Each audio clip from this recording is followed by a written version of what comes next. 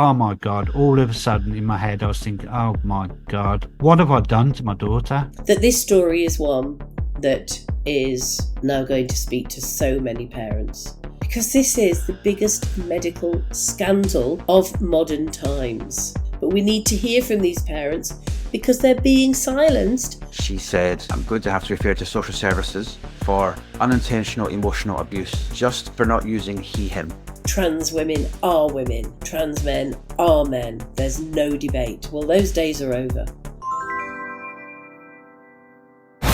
Hello, Julie Bindel. Thank you so much for joining my podcast. Very, very honored to have you here. I've had some super amazing guests and followed your work for a while. So thank you for being here. Well, it's a real pleasure, Jack. Thank you so much for having me. No problem. So I was looking at doing a little intro for you, but then you actually sent me the press release for your new podcast, which had a very good one. So I'm going to steal that. But you are an investigative journalist, author, and feminist campaigner against male violence, and the author of Feminism for Women, The Real Route to Liberation, among lots of other things. So would you like to do a quick introduction for anyone who's not familiar with you, which I'm sure there are not too many of that ilk? Well, I mean, you've said exactly who I am and what I do. So I write across a number of publications in the UK and elsewhere, and I do lots of podcasting and broadcasting as well. Amazing. Thank you. Yeah, I mean, one thing I do know about you, I think, is that you got involved in this conversation about trans and gender ideology a long time ago. And I'd love to know a little bit more about that. What sort of sparked the interest and what was it like? I can imagine you were one of few voices at the time. Well, for me, it's always been my feminism and my campaigning against male violence towards women and girls. And it was that route that led me into looking at a particular case in Canada, in Vancouver, of a man who identified as a woman who was insisting on being interviewed for a role as a volunteer counsellor for women who'd been raped and sexually assaulted at this brilliant organisation called Vancouver Rape Relief. And they said very nicely and politely, no, but you could help in other ways. But we recognise that the women who come to this women-only service would feel uncomfortable. And he clearly had this human rights legal advocacy organisation, lobby group, waiting in order to take a test case against these pesky feminists. And they tied Vancouver Rape Relief up in decades of litigation, and they would have folded had it not been for the brilliant feminist lawyers that did pro bono work and all the other volunteers that kept the organisation going.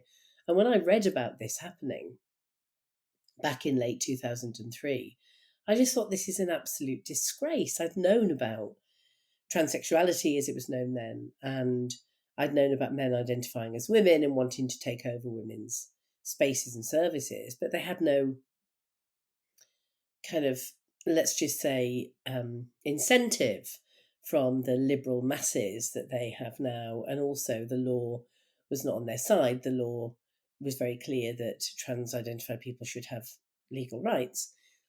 But there was nothing like there is now in terms of the just apologism for these men.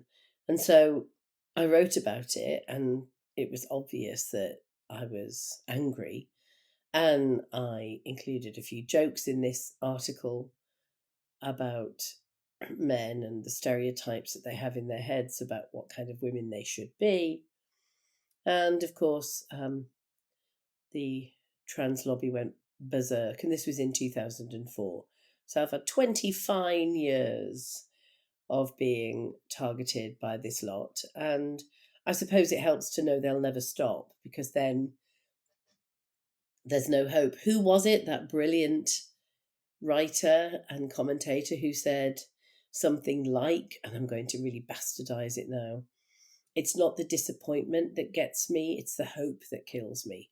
And so I learned very quickly that It doesn't matter what you say, what you do, how you try to make amends. They'll never leave you alone.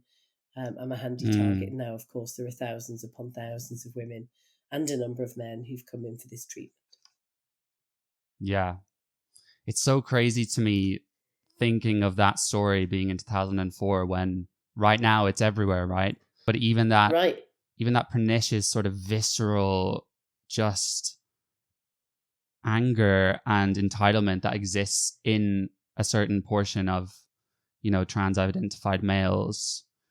That's right. I wonder, do you think it's the fact that they're males, or is there something further about a certain subset of these trans males that sort of caused them to be so dominating towards women?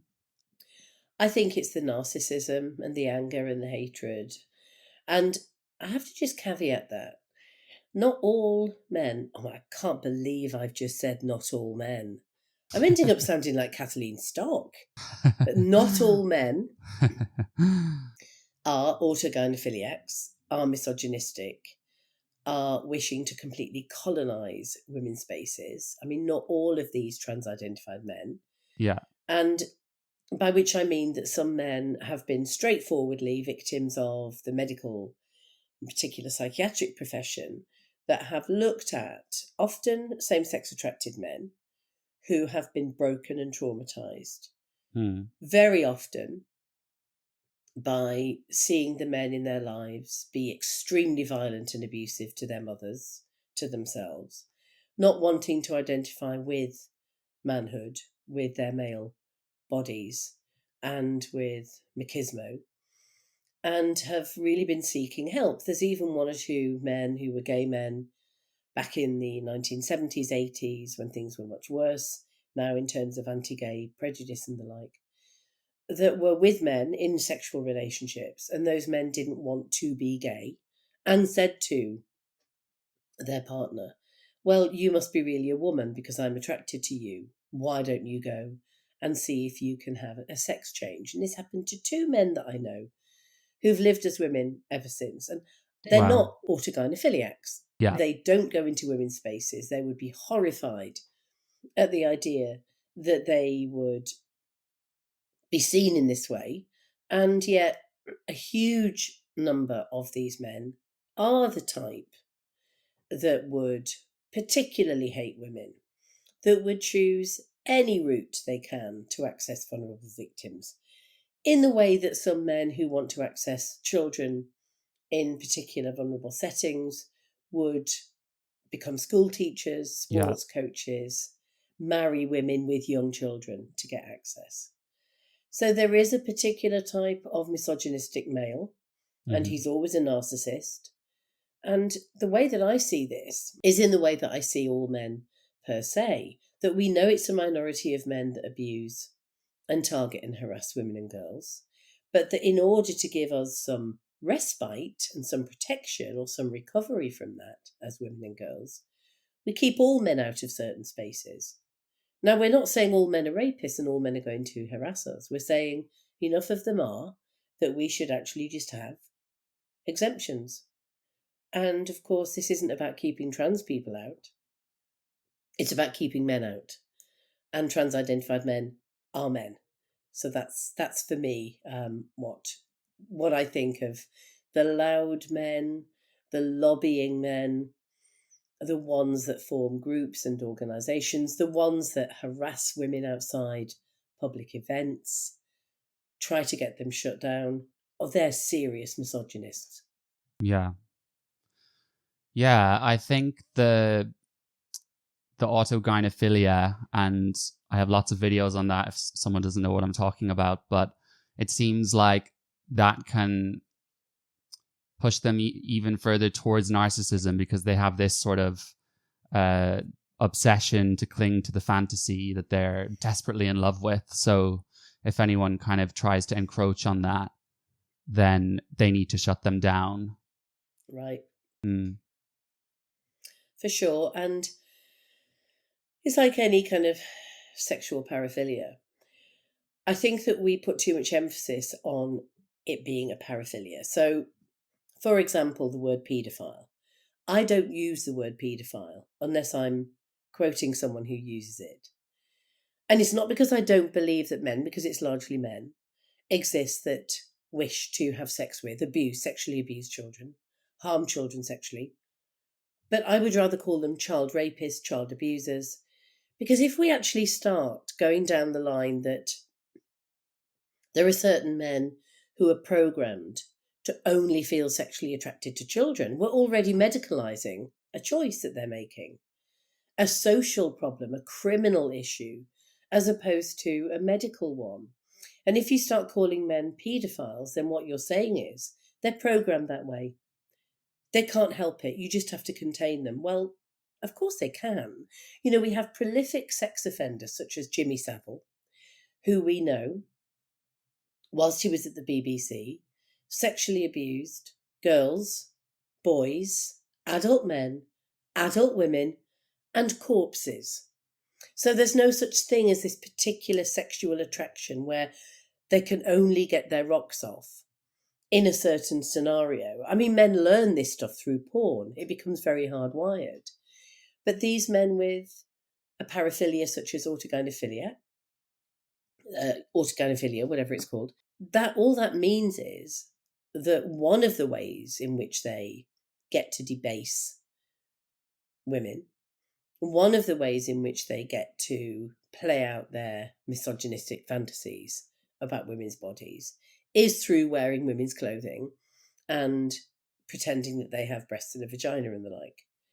They also will probably have other sexual kinks, which also will be debasing to the person that they are focusing on. So I don't particularly go with these labels, but for sure that the men who are misogynistic and who claim to be women and who demand that we call them women and demand that they go into women's changing rooms, take jobs that are supposedly for women only and the like, they just hate women. Yeah, I mean, it's funny that some will argue the opposite to that. Like Ray Blanchard, for example, will say the reason they have this.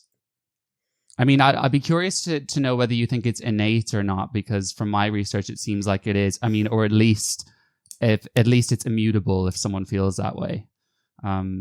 So he kind of puts it as actually it comes from this love of women and them wanting to be one. But then I think it's sort of irrelevant in a way, because the way lots of it plays out is a form of hatred, if you know what I mean. Sure. I mean, this whole argument about whether something is innate as opposed to hardwired and learned very early on and pretty steadfast and pretty unchangeable is a tricky one, because how do you know that? How are you ever going to find a autogynephiliac gene or a gay gene? What is there? A criminal gene, a paedophile gene? I mean, in a sense, what we're doing is we are ascribing an excuse, and what we're not looking at are the ways in which sexualities are developed within a culture, within a context where misogyny is commonplace and it's also normalized. So we wouldn't have porn that used to be seen as hardcore porn, and now it's just porn, which is based around the worst atrocities against women that women do not want to do sexually, but many men want to do that to them. That would not happen in a world where misogyny didn't exist. And so I think we have to see autogynephiliacs and the men that wish to debase women's bodies by pretending that they have them themselves. We have to see it within that context, or we'll just be calling them perverts and freaks. And I'm not sure that's a very helpful way to go forward in unpicking it and in making sure these men are stopped. Yeah, for sure. I get where you're coming from. Subscribe to my Substack, Jack Jewell Uncut. This is where you will get my full, uncut, untamed, and unashamed takes too controversial for YouTube, including early access to all videos, a private members chat where you can talk to me, and bonus footage seen nowhere else, including this episode. Not all men. Oh, I can't believe I've just said not all men. Liberal so-called feminism is a scourge. It promotes the worst kind of abuse of women in the name of sexual freedom. Suck dick for socialism. Bindel claimed that gay men have, quote-unquote, no skin in the game. Does she still stand by this statement? I've noticed a lot of infighting on the gender critical side, with certain individuals or groups being very critical of how others are approaching this fight. How does Julie feel about this, and is there anything we can do to improve it? What does that word mean to you, and I guess what defines the true feminism? Link on screen and in the description. So you have a podcast that's actually coming out tomorrow on the day we're filming this, and it's called Julie in Genderland. Love the name. And thank you for sending me the clips early. I listened to the first 2 episodes, and it's incredibly moving. And I wish I could say I'm surprised, but I suppose I've been so deep in this conversation for a while now that I'm not. But it still is pretty harrowing and shocking to hear it, no matter how many times I do. So I'd love for you just to share a little bit about what this is about, and also what sort of brought you to this point of specifically making a podcast about the parents of trans kids. Well, I keep being contacted by parents who are saying, look, we've got these children going through the school system, or who have been visited by family therapists through the NHS because they're distressed. They believe that they're trapped in the wrong body. They believe that they're transgender. And usually it's girls, but also some boys. And we're not being listened to. We're being targeted as bigots by social services and by other institutions, school teachers and the like, because all of these institutions are, to one degree or another, influenced or even captured by transgender ideology. Remember, we have activists working in schools. We have social workers who themselves might have trans children or themselves have a trans identity. And these kids are just being affirmed, validated. And girls will be saying, perhaps, to school teachers, I'm a boy, I want you to use he, him pronouns. And the teacher, and this has happened on many an occasion, and I've heard this from many parents and even from some of the older kids themselves, are saying, well, that's fine, we'll change your pronouns, we'll tell the school, you can even be in the boys' football team. And the parents aren't even being informed. So, as someone who was a lesbian in my teens and while I was at school, I understand that if you're about to be bullied or cast asunder, or even subject to violence and abuse from your parents because they hear something like your child is a lesbian or your child is gay, then as a teacher, you have a duty of care. But that's not the case with these kids.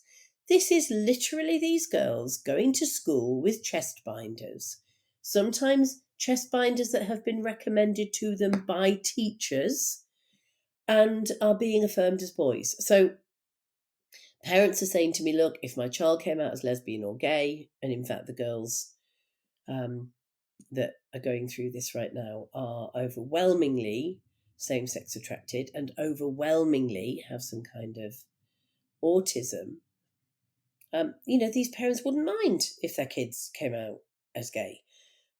But that's not the case. We're talking about troubled, particularly vulnerable young people who may be traumatized. They may have been through their parents breaking up or something that's happened to them external to the family, including sexual assault, harassment and bullying. They might have a fair amount of self-hatred and self-doubt because they are same-sex attracted. And they're being given a one-stop shop answer to this, to all of their problems. I'm really a boy. Yes, you are. You're really a boy.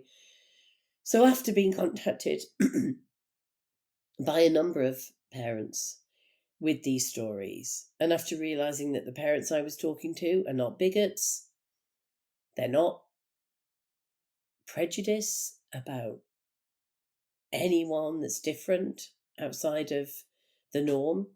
They're not looking to berate their kids for having an identity that they don't share. And I realised that these were just regular, fairly liberal, decent people. That this story is one that is now going to speak to so many parents across the country and beyond.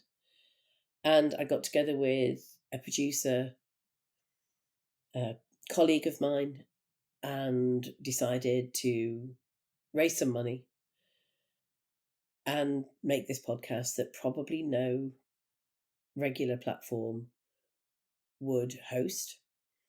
So normally with my podcast, I would go to one of the big platforms and say, shall we do this together? And it's great to work, with others that give you all of that time and all of the resources and the expertise. But we knew that that wasn't going to happen. So we did it ourselves.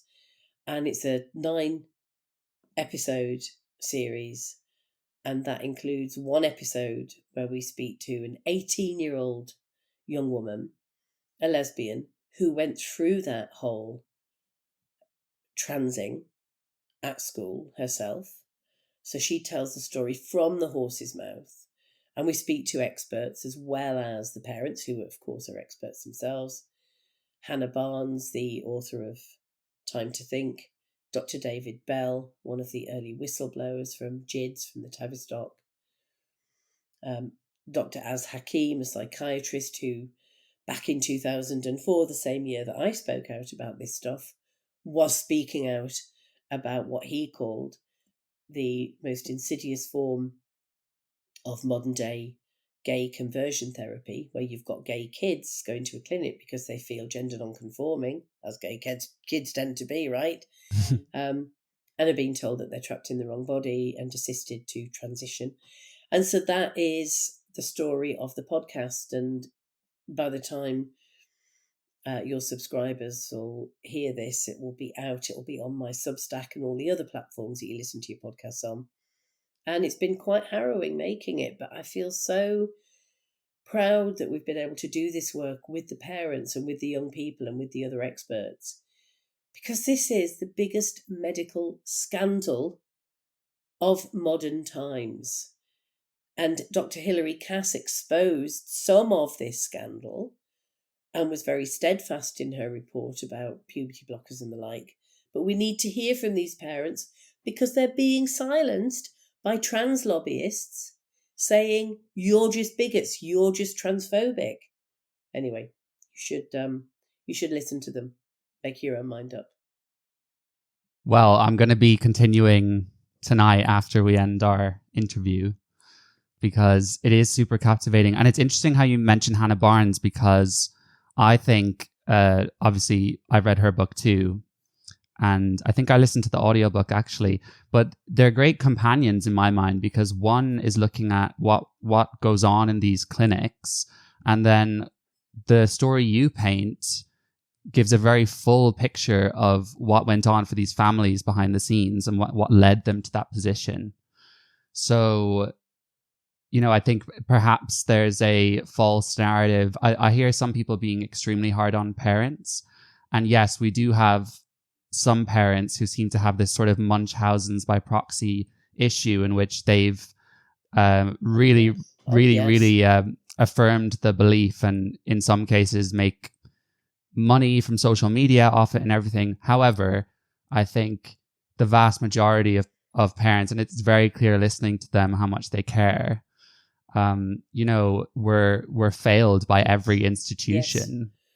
And I think one part that really touched me is when parents were blaming themselves. Of course, they have immense guilt over what they allowed happen, but then, you kindly do say you don't think it's their fault, right? Well, it's interesting the way that you have mentioned the whole Munchausen by proxy, that some parents celebrate having a trans child. It's so passé, it's so last season, isn't it? Having a gay or a lesbian child. Yes. And many section editors, for example, at liberal news papers and news outlets will have a trans-identified child, and they could not be more proud and smug and preening about it. And these people are despicable. They've sent their children on a path from which there is no return. They are showing off about having a trans child. And I came across no parents like that. Yeah. I came across some parents, though, and you hear from one family in the podcast where they did desperately try to affirm their daughter. They desperately tried to go along with what they were told they should do. They believed to an extent that this was the only thing that would help their daughter. And they wanted to do that because they didn't know where else to turn. And remember, this stuff is incredibly persuasive if you've got everybody around you telling you that your child will likely attempt suicide if you don't affirm them. That your child really is a boy trapped in a girl's body.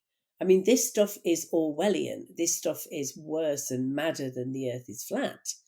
But a lot of people are persuaded by it. And the parents, one particular family that we include that take part in the podcast series, then felt terrible when they realised that the path they were going down was terrible for their child. And they did everything they could then to research the issue, to educate themselves about it, to also try and pass that information on to their daughter, who was firmly identifying as a boy.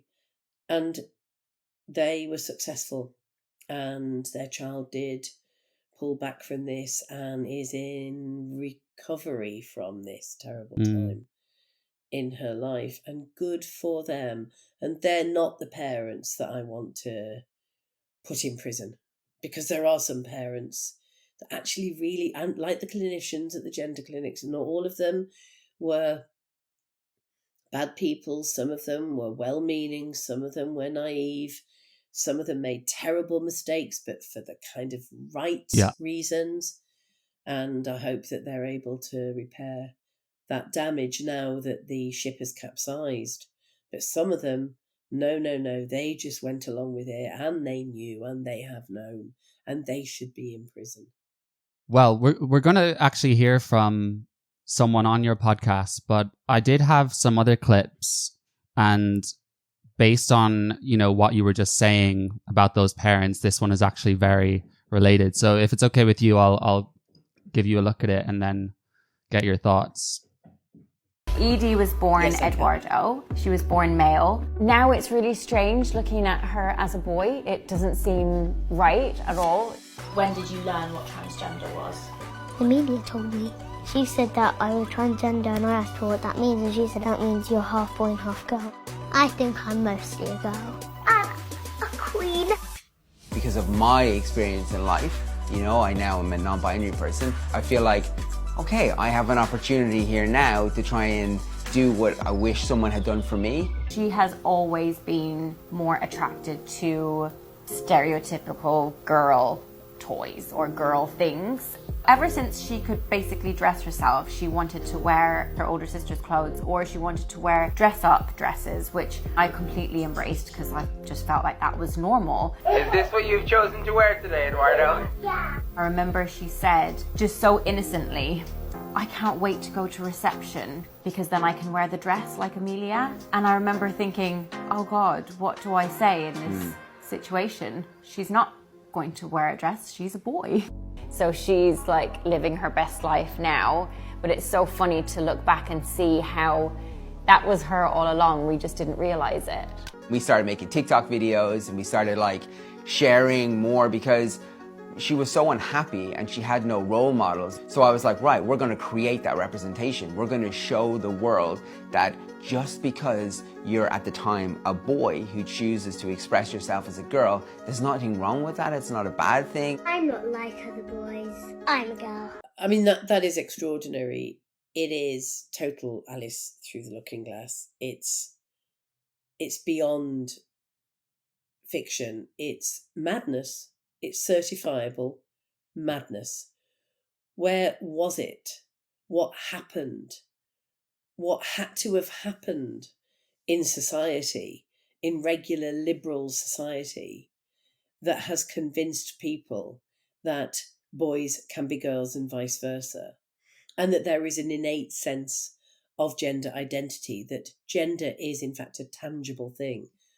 Where is it that these educated people, these middle class, upper middle class educated people who have understood about social construction, they understand basic things such as one is not born a criminal, one is not born destined for X, Y, and Z, that these are things that life throw at you, and yet they believe that gender identity is something that sits in the brain, and that biological sex can be overridden with this gender identity, and that children themselves understand the concept of gender identity, which is a complete fallacy. It's madness. Yeah, completely agree. It's dystopian to watch because you see this. I don't know if you're familiar with this family, but they've had an online presence for a very long time, even before the kids were born. And that's been their entire income, their entire lifestyle is, parading their lives on social media and showing everyone how glamorous their lives are.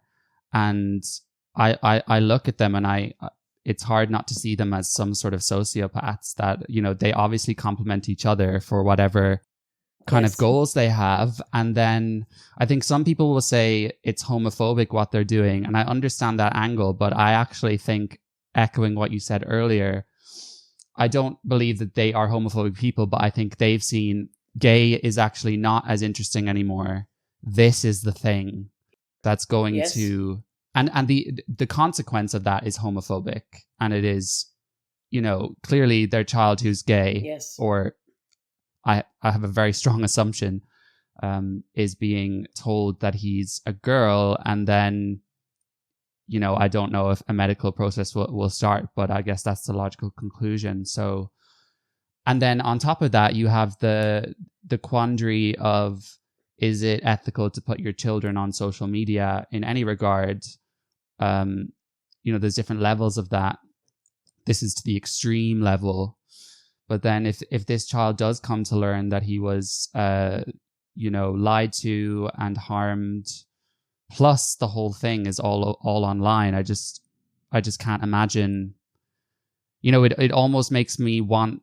I almost want the child to continue believing this into adulthood, in a way to protect him from this catastrophic, downfall that's going to come to pass, if you know what I mean. It's like Jazz Jennings, which is inevitable. Yeah. It is inevitable. And yet so many institutions and individuals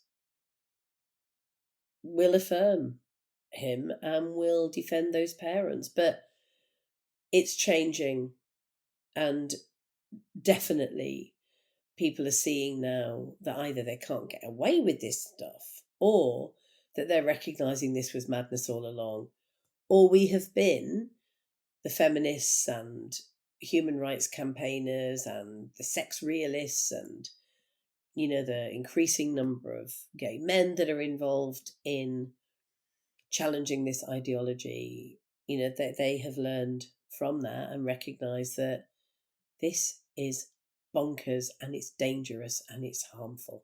Yes. Hopefully it's not too late for this particular individual. For some children, it's too late. For some children, lives have been ruined, lives have been lost, and it's a tragedy.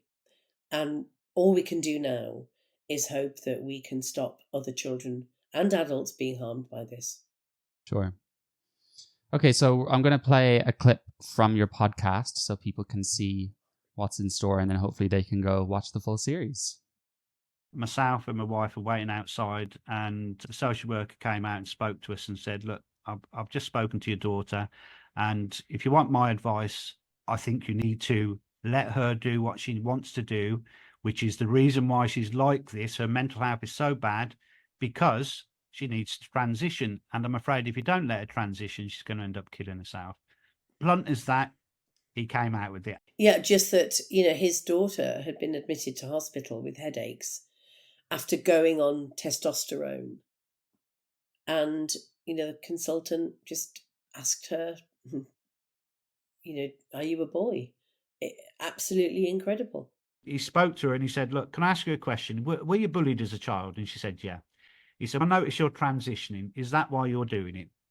And she said, well, yeah, that's one of the reasons. Now, she'd never admitted that to us at all. She'd always used the trans script. Oh, I've always felt like I wanted to be a boy right from a young age. No, she hadn't. You couldn't have got a more girly girl than our daughter. No. You really couldn't.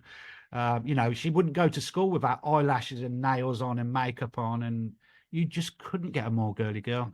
So that was all this stuff about I was always trans, and that's rubbish. And so when this neurosurgeon said this to her about being bullied, is that why you're identifying you want to become a boy? And she said, yeah. It was like, oh my God, all of a sudden in my head, I was thinking, oh my God, oh my fucking life. What have I done? What have I done to my daughter? Such a horrible emotion to have to process. It's terrible. I mean, for the fact that the girl, his daughter, was able to run with that narrative that had been given to her, presented to her. This is what you say. Here's why you have never been able to express why you've been trapped in the wrong body.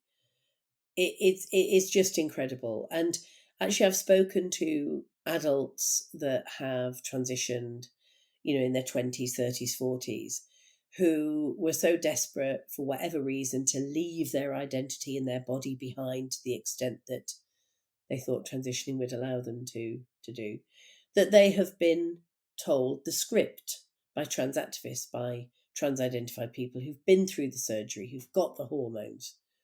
And it is a very straightforward script. You go to the psychiatrist, or you go to the gender clinician, and you say, if you're a girl, I've always been interested in playing with trucks and dressing as a cowboy and climbing trees. I mean, it really is that sexist. It's that stereotypical. And of course, vice versa. For boys who claim to be women trapped in a boy's body, that they like pink and they like glitter and they're interested in painting their nails and playing with tea sets.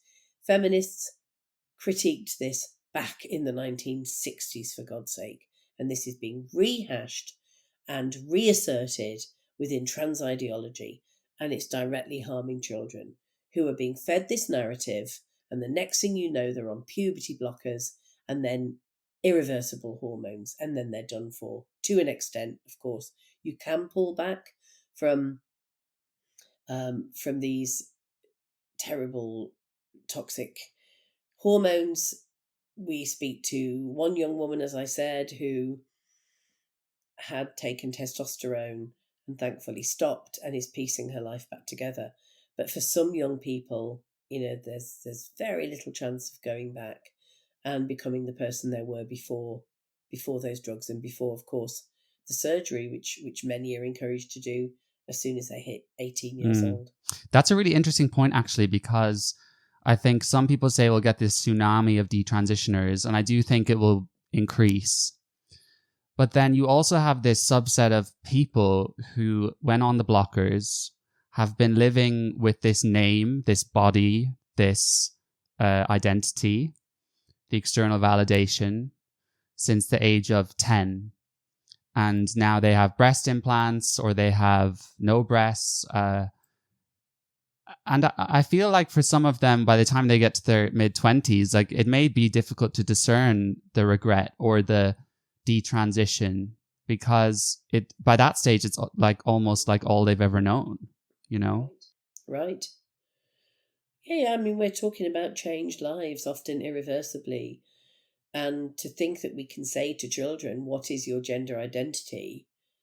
And to start affirming a girl as a boy, and just the very sort of powerful social transitioning, which Dr. Hilary Cass rightly so said, this is not a neutral thing. To call a girl by male pronouns and a male name and allow that girl to be recognised or to identify as a boy within a classroom can be an extremely potent, exhilarating, temporary fix for whatever problems that she's been through. And remember, we understand through brilliant writers and commentators like Hadley Freeman, who has written about anorexia so movingly and interestingly in terms of how it's an assault on the female body and how puberty affects girls and how, this is something, an attempt to get control. And it's very similar to the way that many girls go through this trans identity. And some of it, of course, is kick-started by sexual abuse and sexual harassment, which the vast majority of girls don't get to escape by the time they hit puberty. And so being offered that way out and being told you can be this creature that has more rights and more freedom and loads more attention if you're an attention-seeking child is very exhilarating. And so shout out to the parents in the podcast. They're good people, they're brave people, they're courageous. They spoke to us and they've gone on the record, and they can't use their own names because they have to protect the identity of their children, but they've spoken out very clearly. And I think that, hopefully the podcast will make a difference, largely due to them. Yeah, and the sexual assault point you made, I don't know if you've seen this documentary that came out in the 80s called A Change of Sex. It was a BBC. Yeah. Yes. So this was a male and a homosexual male, but he told this story about how he was basically prostituted as a teenager and had to have sex with men in bathrooms and stuff. And the psychiatrist who was, he was going to try and get these procedures and hormones was forcing him to take it very slow. And he said that's a point of concern, that story. But to this day, when you look up that documentary, it's still, that psychiatrist is still portrayed as this heartless, transphobic psychiatrist when he was asking the right questions, in my opinion. I mean, he was providing the treatment itself, which obviously, that's one thing, but it's a whole world away from what we see now with these gender affirming therapists, right? Yeah. And now we're talking about, 4 decades later and terrible mistakes being made over and over again. And now far more willingness of surgeons and clinicians and those doling out potent drugs, often online, often for a fee, for profit. This is way worse, but hopefully we're pulling back from it, but we can't forget the lives that have been ruined and the lives that have been lost. Yeah, for sure.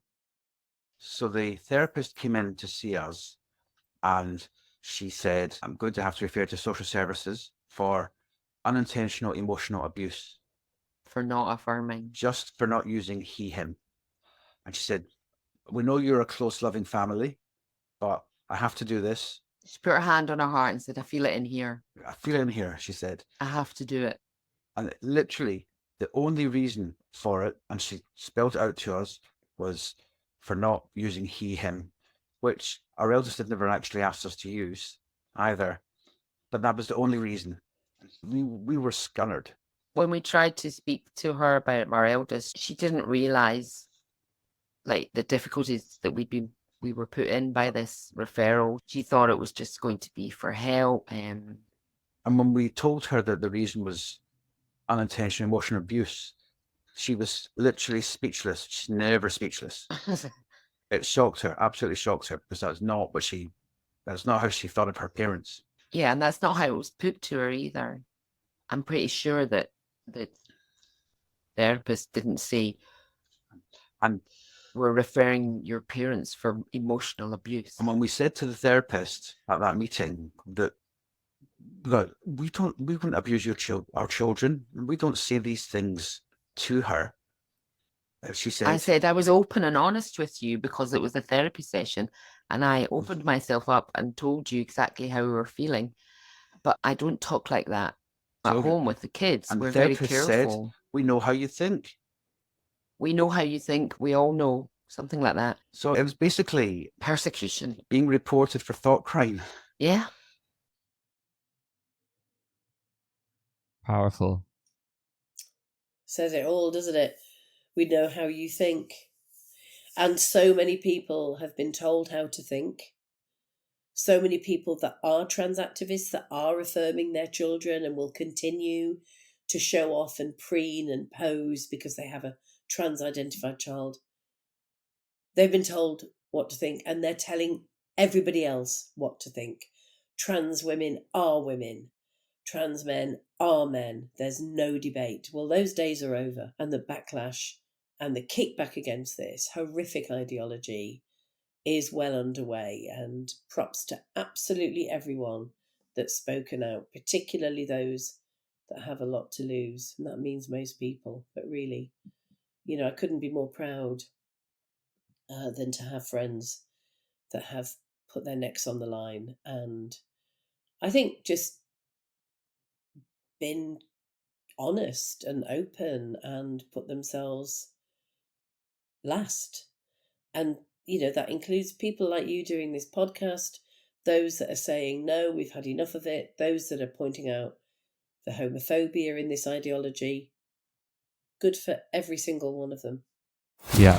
Hopefully we'll have more and more.